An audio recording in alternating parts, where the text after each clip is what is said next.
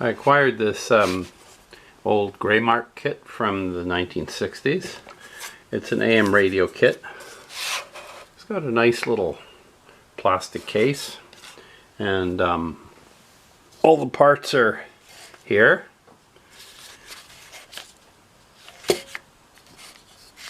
And everything, I've looked at all the parts inside this bag, and they're all there. The only things I had to add were a cord and the tubes. It was missing the tubes. It's got its original warranty card. Obviously someone never built this. Graymark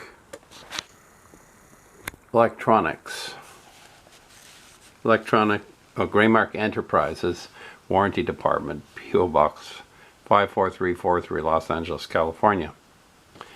So here's the original warranty, and the closest I can date this to is about 1968, because this capacitor here, this little electrolytic, says 6739, which means that it's the 39th week in 67. I've tested these capacitors, and surprisingly enough, they're still good. The value has drifted a little high, like this 10 microfarad capacitor here is a little high as far as value, like 11.5 microfarads, but it's only measuring about 12 ohms of ESR. Or over here. No. Put it on the wrong one here.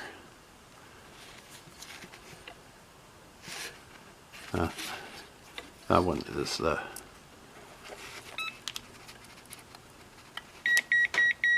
It's about...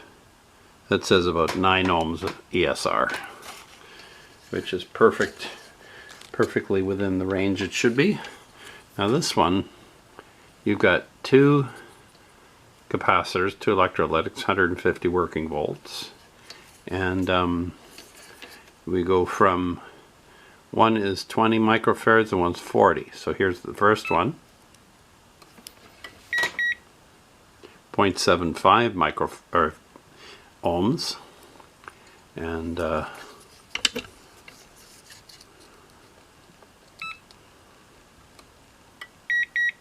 other one's 0.75 ohms. So these are almost 60 years old, and yet they're still almost perfectly good. Which is quite amazing. There's another probably an oil-filled 400 working volt capacitor in there. I'm not going to bother with that. It's probably good. Never been used. So anyway, I thought it'd be interesting to build this kit. Here's the layout for the radio. Shows you where to put everything. And it's also got step-by-step directions. When I was in school, I built a Graymark kit, but that was about 1973. They had a bit more sophisticated way to make their plans and directions in those days. This is using Ditto, which means they must have been a pretty small operation. This reminds me of back in school, in the 60s, all the tests and everything were done with Ditto. The kind of bluey purple ink. So this takes me right back to the 60s. So this was probably 1968. So this goes into, this is designed for school, and your instructor would check it off as you did various things, as you go through the theory, and it explains how the tubes work. And then you get, once you had gone through that section and soldered properly, you would get your instructor's okay there.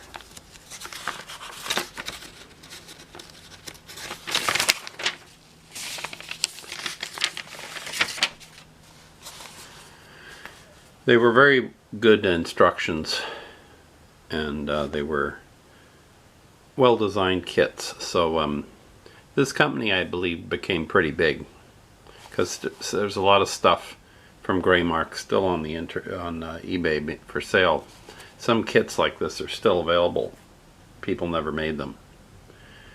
But this one I'm going to make and get it working. It looks like there's no schematic in this in the instructions, so I'm going to have to use this this wiring diagram here, which shows all the components from the underside, which should make it pretty easy to make. Unfortunately, there seems to be a shortage of wire and also mounting hardware, so I'm going to have to make do. Here it says in the instructions that there are mounting screws with nuts, but all you got are these little rivets. Never worked with these before, but I'll just see there and bend it over. That's kind of Mickey Mouse. It's very Mickey Mouse. It's not going to hold in, so I'm going to have to get some screws. I don't know what they had in mind with those silly rivets. So I'll have to cut that off. Goofy rivets. How are you supposed to, when you're making, maybe it tells you the idea was to put a reamer in there and widen it, but that is very stupid. I'm gonna have to get that appropriate size of screw. Putting a reamer in that little rivet, or whatever it is, while you're holding onto that radio chassis, you'd end up damaging the components, such as the speaker and everything. That was a very stupid idea. So anyway, I'll go and get screws of this size. It's a tiny, tiny little screw, but I'm sure the hardware supplier has them.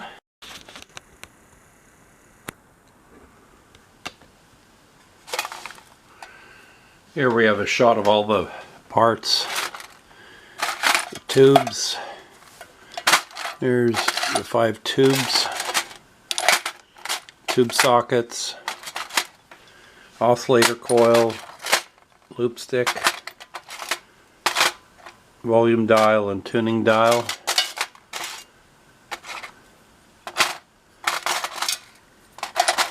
For some reason there's 2 filter capacitors.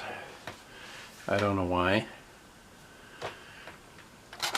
Here's the matching output audio transformer and some assorted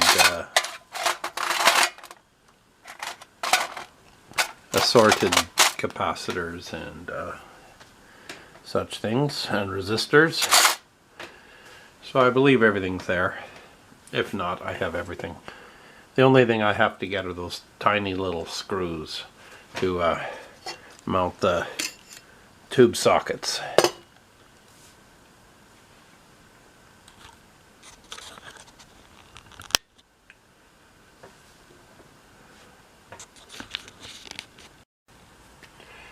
So here I've had to drill out the bottoms of the tube sockets, and unfortunately these tube sockets are made of a very flimsy phenolic material, so I had to be very careful drilling them larger too. But and the smallest hardware I could find in the store was this here, which is kind of big when viewed from the bottom.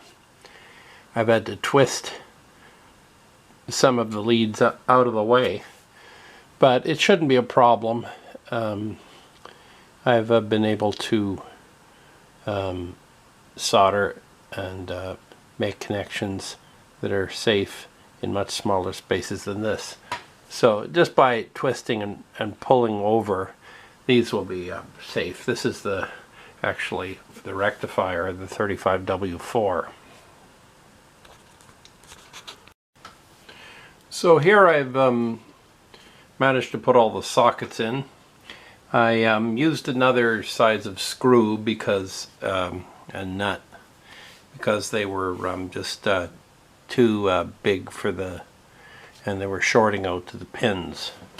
So I managed to get a different size of nut. It was a smaller nut and a bigger screw, but I was able to enlarge everything and put some washers in there to hold in the phenolic tube sockets, which are of very poor quality, but they seem to be holding in with the washers. I put washers on the worst ones. So now I'm just going to put all the tubes in and see what they look like sitting there. There the tubes are all mounted, and they're sitting with the back on. And here you got an interesting thing here. Each with the back, it holds the tubes in place. So this is a feature I've never seen on a radio before. It's kind of interesting. I guess maybe at one time they thought that this radio would be knocked around a bit. They should have used something like this in old car radios, but I've never seen anything that holds the tube so securely. It was a good idea. So now I'm going to start wiring the circuit together. First I'll mount I guess I'll put the transformer and speaker in here and the electrolytic capacitors, that sort of thing. So we have a lot of work to do. So now I've populated the whole radio chassis with the transformer, the main filter capacitor, the tuning oscillator coil, and the tuning capacitor. I had to drill I had to drill a hole for this and enlarge the holes to fit the screws I had. For some reason they had put the holes in, but they were misaligned, so they didn't fit this particular transformer. Maybe they originally designed it to use a smaller transformer. So anyway, this is fine. Then I'll just all I have to do is mount the loudspeaker, which will be a breeze, as it just sits with one screw. I'll have to take this one out. It sits right here. I can see another reason why the person who originally started building this couldn't get any further. It says two different things in the diagram here. In this diagram it shows to tie all the center pins of the tubes together, and yet in this diagram, let's go back here, in this diagram it shows the 35W4 and the 50C5 as having the center pins. You have the cord coming in here and going to each one of the center pins, which would cause a dead short if you followed it in same as the other one. While in this diagram, the 12BE6, 12BA6, 12AV6, and the 50C5, all the center pins are tied together. I would tend to believe this.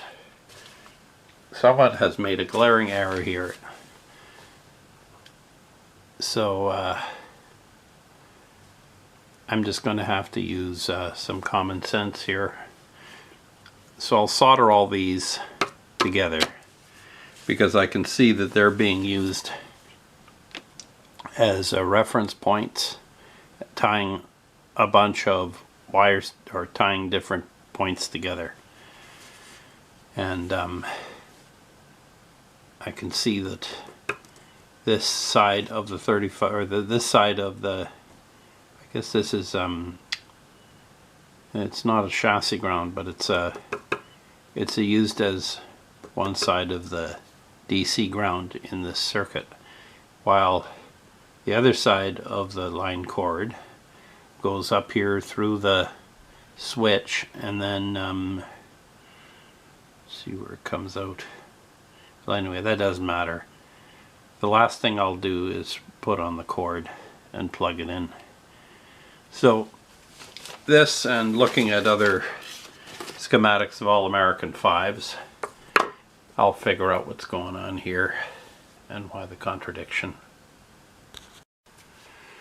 So here I've soldered the first 4 tubes on this side. I've tied all the center pins together, leaving the 35W4 and the 50C5 separate.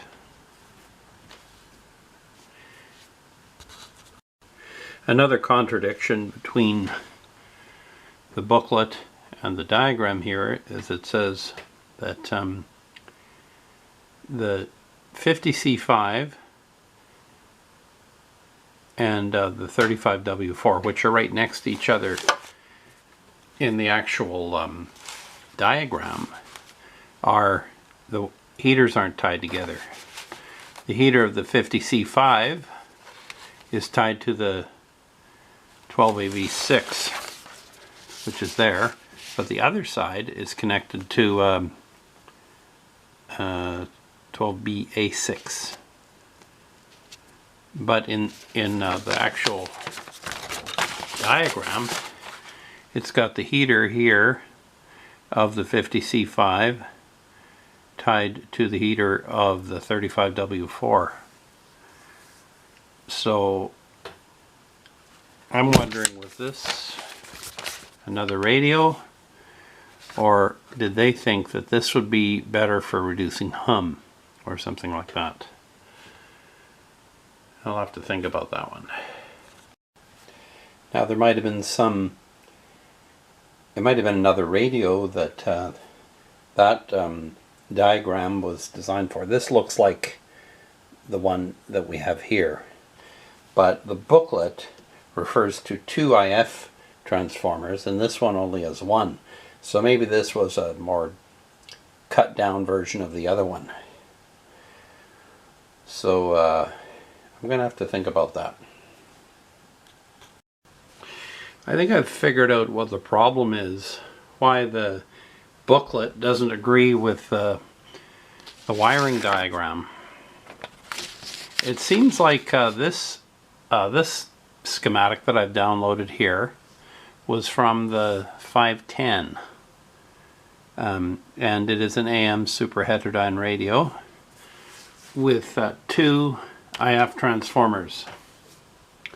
And the box that this one that I'm building here, it doesn't have a number on it. So what I assume is that this was an earlier, maybe a prototype version, and they released maybe a few of them, and it came with just 1 IF transformer. And then they took the same, they revamped it, came out with added another, maybe the selectivity wasn't very good, and they revamped it and added a second IF transformer. They're almost identical. They've got the same layout of tubes, transformer, everything's basically the same except for the second IF transformer. So between the 2 of them, I will get this working.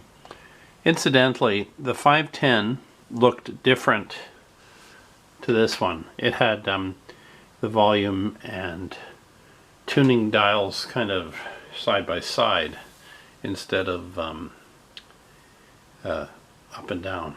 This one looks better, but anyway, I think that what's happened here is maybe someone sent the booklet for the 510 and sent the wiring diagram for the whatever this one is. So 509. So that's kind of interesting, but it shouldn't be a problem. So here I've wired all the filaments up and I've populated the tubes, and I'm going to do a resistance check to see that they all add up to the right resistance, cold resistance. I'm measuring the resistance across all of the 5 tubes on their filaments, and I'm measuring 180 ohms, and in the book it says, or in the booklet it says, that should be 140 ohms. Although I'm not going to put too much importance on that, because that was probably measured with a VTVM, and it would have a certain voltage, and this digital meter has a certain voltage, and since these are filaments are not as they heat up they change, so they're not a fixed resistance. You need to use the same instrument. So there's no shorts. It's not shorted to the chassis, so I'm not worried about it.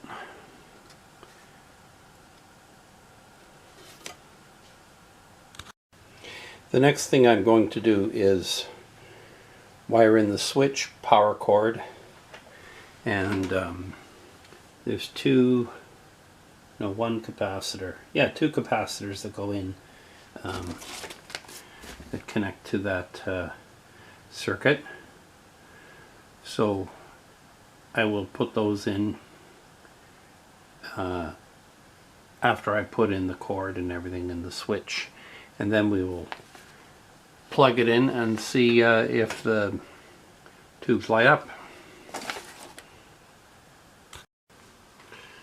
So now I've got all the tubes put into the radio, and I've wired it all up.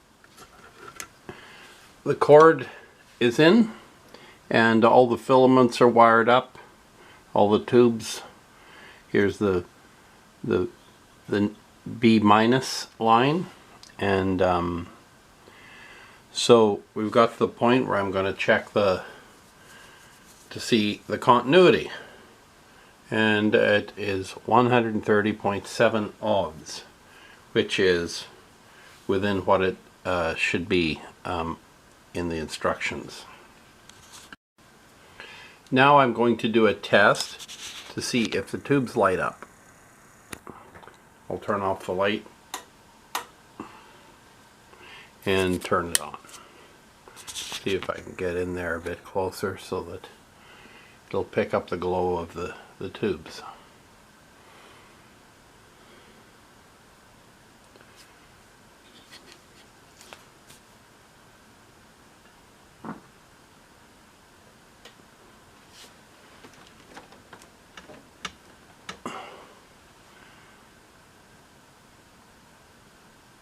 I can see them glowing there, but probably can't see it with the camera. Maybe there. There, you can see the tubes glowing. The 12AT, or the 35W4 and the 50C5, and that little one there. So the tubes are glowing, and everything seems to be okay in that department. I'll be putting that spaghetti, and I'll solder it onto these 2 lugs and then put in the capacitors. So I'm just soldering in the power supply capacitors.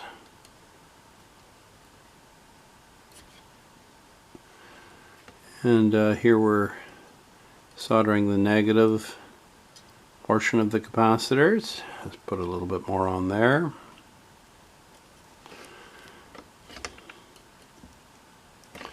Okay, so here we have a bit of a tight space here. I'm utilizing using these as the old capacitors as places to solder the new capacitors onto. There.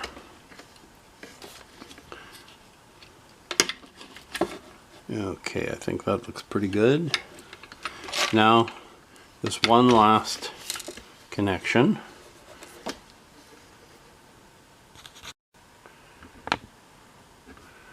So now I've wired up everything here, and I'm going to take the first I'm going to take the reading here and then here, voltage reading. Then I'm going to put a scope across here and then across here. Should get a pulsating DC here, and it should be smooth here. So now I've got the voltmeter hooked up, and I've got the radio plugged in, and I'm measuring the voltage right here.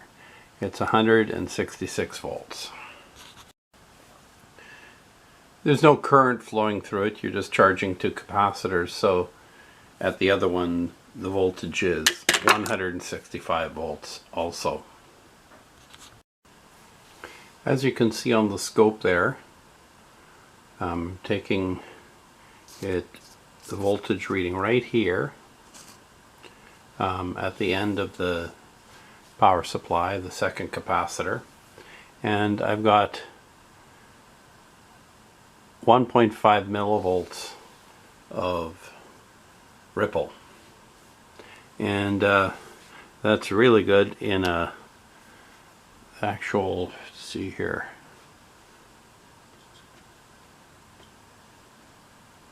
the actual voltage is 165 volts.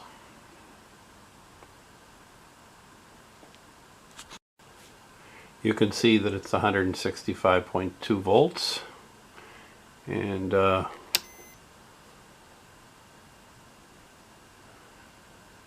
okay, now it's 0.009 volts of AC ripple, so that's extremely good.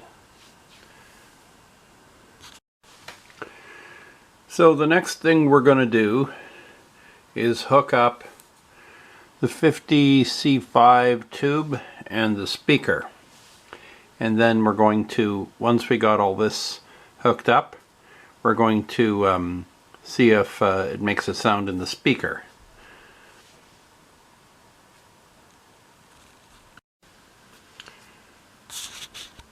So here we've hooked up the speaker. I've hooked up these two resistors here, pin 6 and this here to pin 7, and I've taken this capacitor here, this 0.005, and hooked that up. So now I'm going to double check my connections, and then I'm going to plug it in and see if I get any hum. I hooked up the speaker and have everything in place, transformer, everything, and I plugged it in. It started to hum and make like it was working, and then it stopped. And I am perplexed why it seems that the filaments don't have continuity. But I've taken all the tubes out. I've checked them each with a voltmeter, an ohmmeter, and all the filaments are okay. And I took the 50C5 tube, which I suspected was maybe had gone faulty, but I put it in another radio and it worked fine.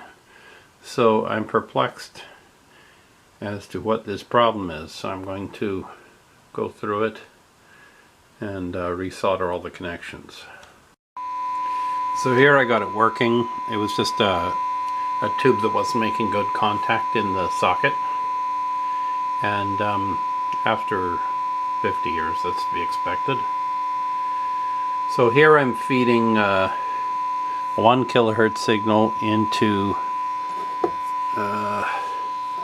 if you can see in the background, I'll just show you that point right there. Into the 0.005 capacitor I'm feeding 2 volts signal, 2 volt 1000 hertz signal, and just to see how it sounds with different waveforms. So let's change the waveform here. That's a sine wave. That's a trapezoidal. Arbitrary. There's a square wave. That has by far the boldest sound because it's very rich in all harmonics.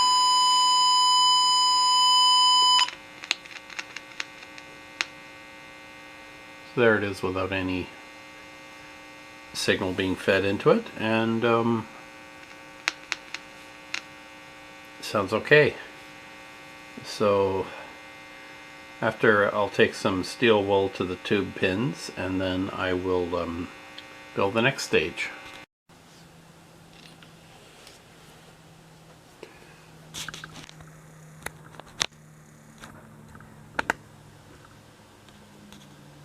With no signal, it's remarkably quiet. I have to put my ear right up to the speaker to hear any hum. And that's only because the output transformer gets its B plus from the unfiltered, or the first level of filtering, B plus. Other than that, it seems to be working very well. Ooh, boy, that gets hot. That 50C5 tube is dissipating a lot of power.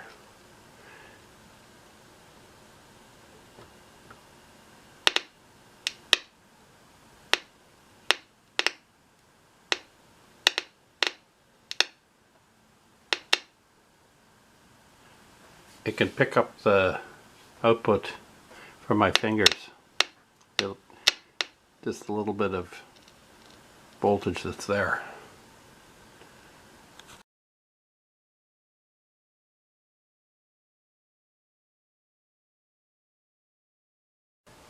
So the next section of the radio that I'm going to work on is this voltage amplifier triode, and also the dual diode here that's used for detection comes out of the IF. Now the first one I'm going to replace is, see here, the 220K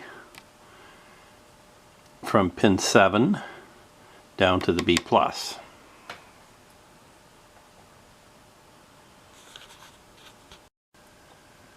Here you can just see it. I've replaced it from there to there.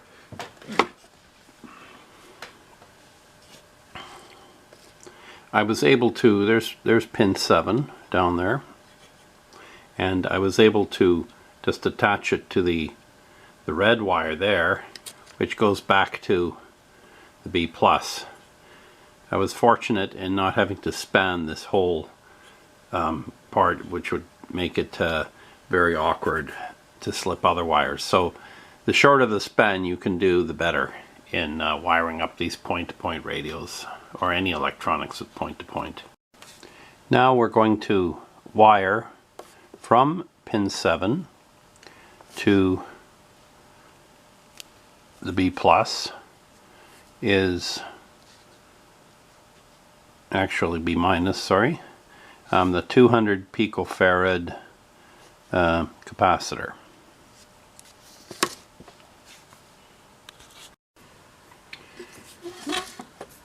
So now I've replaced, or put into the circuit, the 200 picofarad capacitor here, right here, and this is it here, from pin 7 to the B minus. I made extra long leads on it so I can push it out of the way, giving me lots of room to work in this area, because I still have to make connections to this here. Incidentally, I made a discovery that was quite surprising. Here, this here, I thought was the oscillator coil, But upon closer examination, turned out that is the second IF transformer. It's not shielded.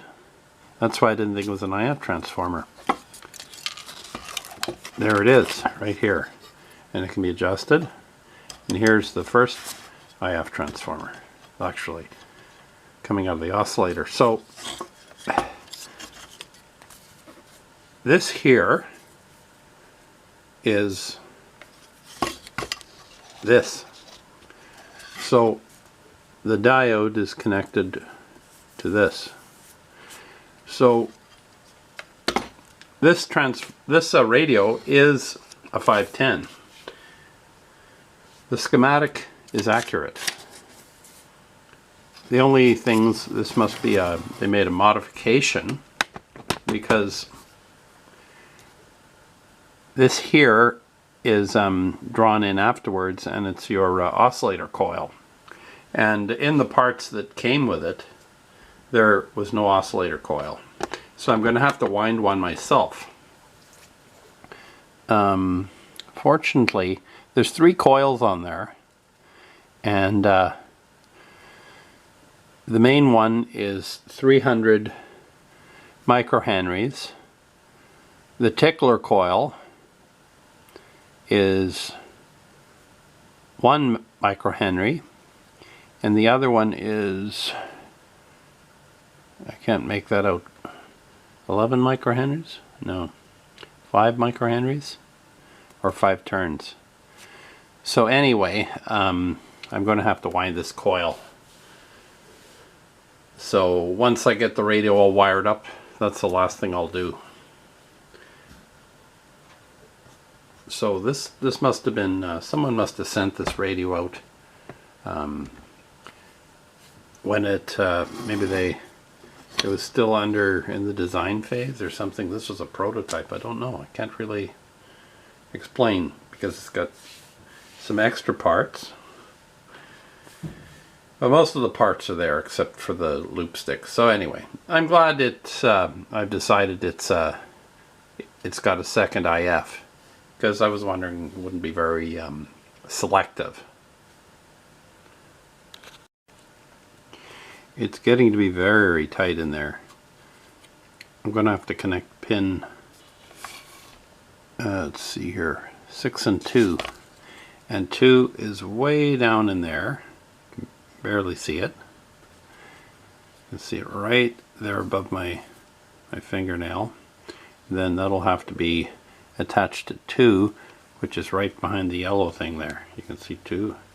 So I'm going to have to do some fancy maneuvering and put a wire there, and then I'll have to attach something to 1, which is that one up there. You can barely see it right up there. So I've got some really fancy maneuvering to do. So I am injecting a 455 kilohertz signal into the V4, which is this tube here. That's the IF amplifier tube. So I'm between the 2 IF tubes, or I should say I am between the 2 IF amplifier transformers, and so I'm feeding a signal into this tube here. I've got basically it's a piece of aluminum foil, and I've connected a signal generator to it, and I've just wrapped it around the tube. And the radio is surprisingly sensitive at that frequency. I'm just putting a minuscule signal into it, and it has no problem. There's a full signal, about 1 volt peak to peak, but this is like down here, it's probably less than 1/10 of that. So it seems to be pretty sensitive. So now I'll hook the rest of this tube up and start working on this area here.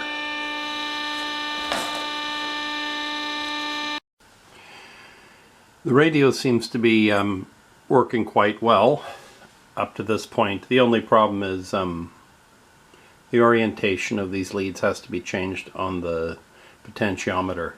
It was loudest at the lowest setting, so I'll just switch these and then it will act normally. So now the volume control works properly.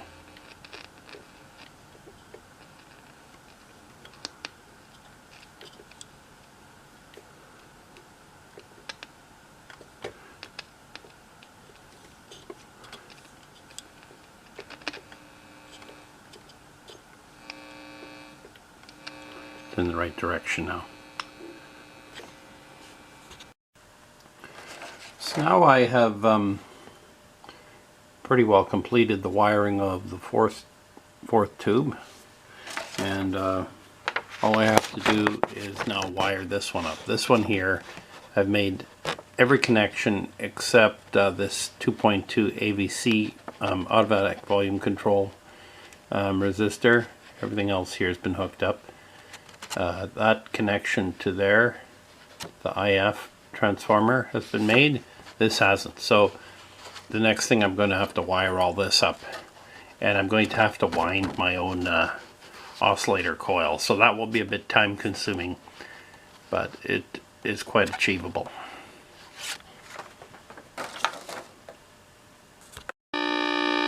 So here we have it wired up a bit more, and now I'm feeding a signal into the tube directly, the fourth tube, which is this tube here, and I'm feeding a signal into there, and now it's more selective. Not at 455 kilohertz, but about 500 kilohertz.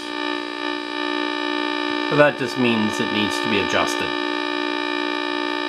Once I wire up the other tube, it should be more selective once this IF bin is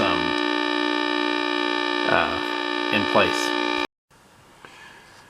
So a large amount of this I have completed, but what needs to be done now is I took the tuning capacitor assembly out, and here is the pattern capacitor, the one that allows you to adjust to precise tuning. It's just one that is set once. And down here is here's also a pattern capacitor, and that's to set the frequency of the IF oscillator. Now these are tied together down here, which is at, that's the body of the tuning capacitor. So they need to be tied together at the top before this wiring can be done from 7 into the pentagrid converter, or the mixer. So I'm going to have to tie these together. Now, or I'll show how I did that. Here's the tuning capacitor. I removed it, and at each end, here are the pattern capacitors.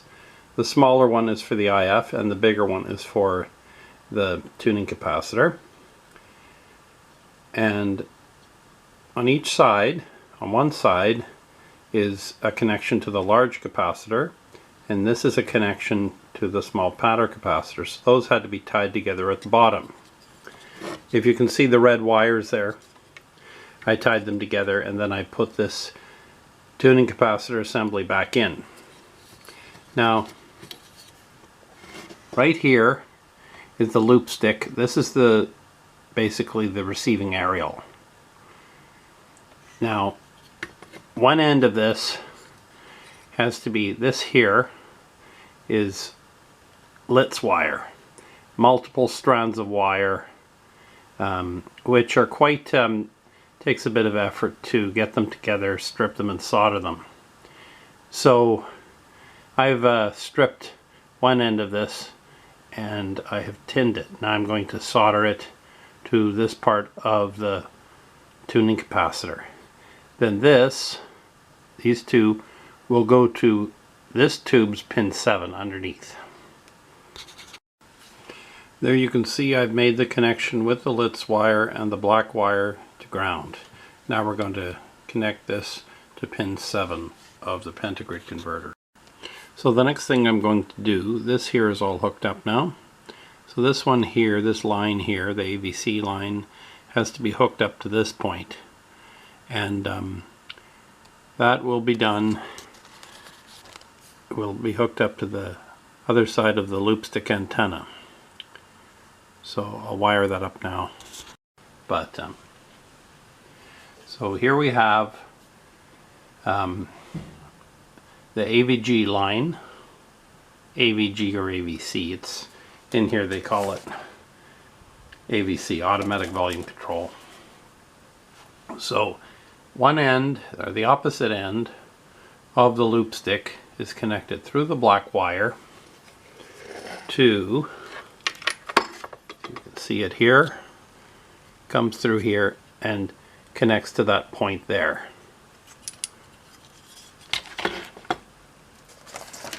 That point I just showed, that black wire is represented by this, and that is that point there.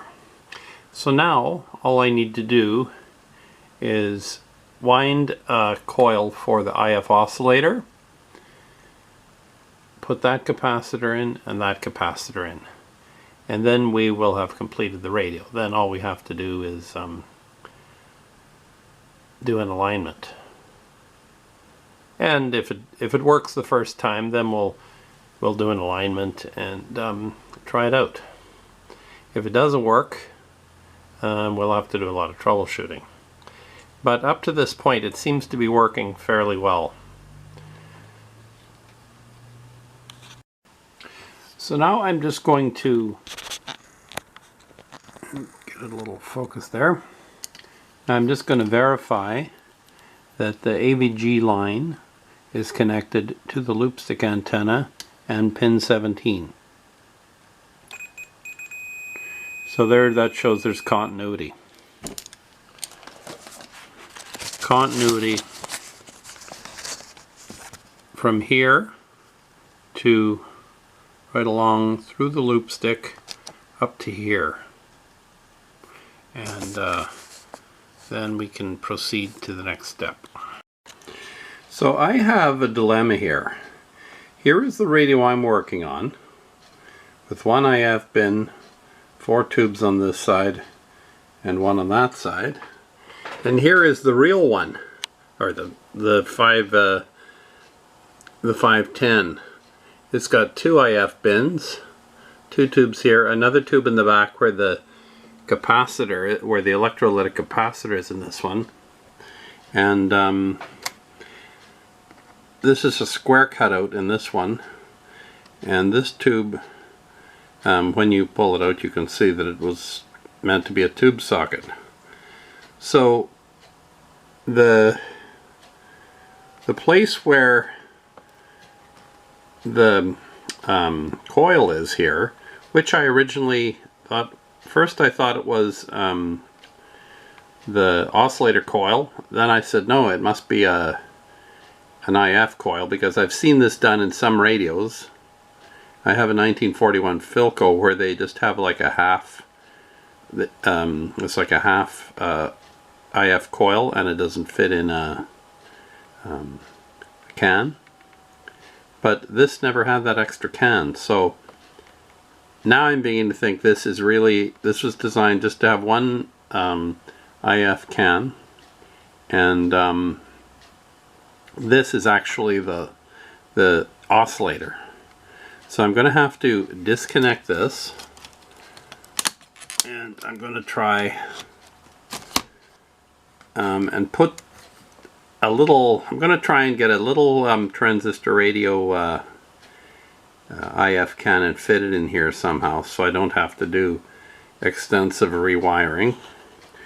And the oscillator coil I'm going to try as an oscillator coil, because in the instructions it says that it is an oscillator coil. So, and there isn't any in the parts. So I don't know if this was meant to be wired without that IF, but I only have the schematic and the instructions for the 510, which has that full diagram, and I've been wiring it to that diagram. So I'm going to try that put a little IF bin in there and try using that oscillator coil as an oscillator coil. So just imagine just 4 wires I have to take off and put onto the little transistor radio IF bin. It should fit in there okay. I'll just put some tape around it. And the voltages it should be able to withstand the voltages, because nowhere here do you have really high voltages dropping across it, so it should be okay. I'll try it anyway. So now I put a IF in here. I took it from a transistor radio, an older transistor radio, and I'm not noticing any improvement. As a matter of fact, if anything, I've lost the IF signal when I feed the 455 kilohertz into the first tube here. I'm losing it in here. So I'm going to have to take that IF out, and I'm going to think about how I'm going to simply pass one stage into the other. This stage here is what we don't have, or so we do have that one, but we don't have that second stage. So not having any luck, I'm going to leave this in first, and I'm going to test these 2 tubes. This one might not be working, and this one might be faulty too. I suspect this one is probably okay, but this one might be faulty. If I don't see any improvement, I'm going to try and bypass this here. Maybe by putting a resistor here. We want a small resistor there, and then having the B plus go to there. With these, you want a separate voltage. You want a lower voltage here than here. And as far as coupling, and I would take the signal off there and just use a capacitor to go into pin 5 of V3. So that I don't think I would have much trouble doing that. It wants to see a fair amount of bias on there, it being a plate, so I'll do the same thing with a resistor, but I'll have to think of what size of resistor I want. I guess these were probably exactly the same resistance, so I'll just put a resistor in that is the same as the coils in here, their DC resistance. So I tested the 2 tubes, and they're well within specifications. And the only problem was I had the 2 tubes mixed up, the 12BA6 and the 12BE6. One is a pentagrid converter, and one is a pentode, but they look exactly the same, so I had no way of knowing unless I put them in the tester. When I put the pentode and tested it as a pentagrid converter, I got some really weird results. The meter started going negative and things like that. So I knew I had the wrong tube in there, and this, for the triode section, it was way out of whack. The measurement was enormous. It didn't make sense. So anyway, I tested the tubes. They're okay, and I built a little oscillator section here. According to I have 2 designs. The one that is on the schematic, which is kind of drawn in. That one here, it's here, is kind of penciled in. I didn't build that. I built the one that was actually in the manual. I built this one here. But I'm getting no oscillation on it, except the only waveform I'm getting is this 60 cycle hum. And that's right where I should be getting an oscillation, an IF waveform. So there's something really wrong here. I know it's not the tubes. So one thing I'm finding, as I've mentioned earlier, all the tubes are loose. These tube sockets are not gripping onto the tubes. So there's probably areas where the tubes are not even making contact. So I'm going to order good quality tube sockets for this radio. Then that should make all the difference. Then I'll strip it down to remove this again, take it out of here, this mixer tube, and I'll take out, and I'll just go over the circuit again once I've put the new tube sockets in, which will be quite a bit of work. And I think instead of a IF transformer here, I'll just devise a method of coupling with capacitors. Should just need one capacitor or two capacitors. Anyway, so that's what I'm going to do here. And I'm going to write on the tubes what they are with felt pen. Because those 6BA6 and 6BE6, you look at them, they look exactly the same. There's no way to tell if you don't have the writing on the tube of what the tube is. So I think I will stop this video here now until I get the tube sockets in, which will probably be 2-3 weeks, and we'll do the second part of this video then.